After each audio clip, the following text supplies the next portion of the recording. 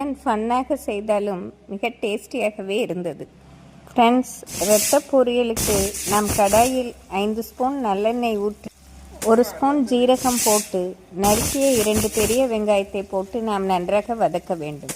நாம் சின்ன வெங்காயம் வேண்டுமென்றாலும் சேர்த்து கொள்ளலாம். வெங்காயம் நன்று வதங்கவும் எடுத்துங்க, நல்லா வதக்கிக்கோங்க, நல்லா பதமாக வதக்குங்க. இது நல்லா செவக்கிற மாதிரி வதக்குங்க, அப்போ தான் நல்லா இருக்கும், ருசியாக இருக்கும். இது என்ன நல்லா போடு, சும்மா இருக்கட்டும். என்ன போடுறது? இப்போ ரத்தம் பண்ணுறோம்.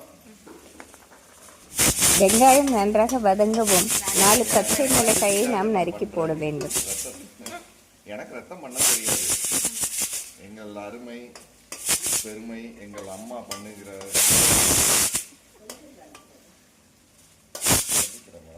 இப்படி உறவினர்களுடன் சேர்ந்து செய்யும்போது ரொம்ப ஃபன்னாகவே இருக்கும். என்ன பேசாலும் போடுவாங்க.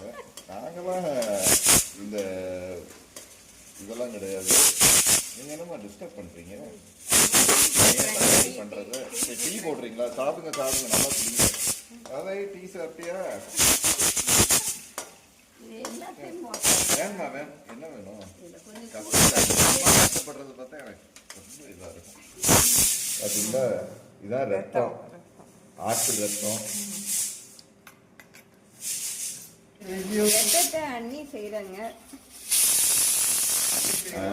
இப்போ ரத்தத்தை உள்ள போட்டு வதக்கிட்டாச்சுங்க, வதக்குறோம்.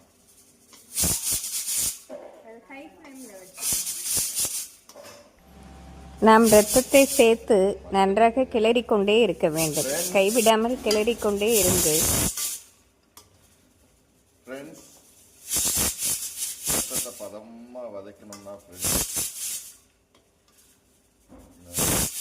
இது என்ன குக்கர் சத்தம் இவ்வளோ வருது? ஃப்ரெண்ட்ஸ் மன்னிச்சுக்கோங்க, பக்கத்துலேயே குக்கர் சத்தம், குக்கரில் கறி வேக விட்டுருக்காங்கன்னு நினைக்கிறேன், அதான் சத்தம் வருது.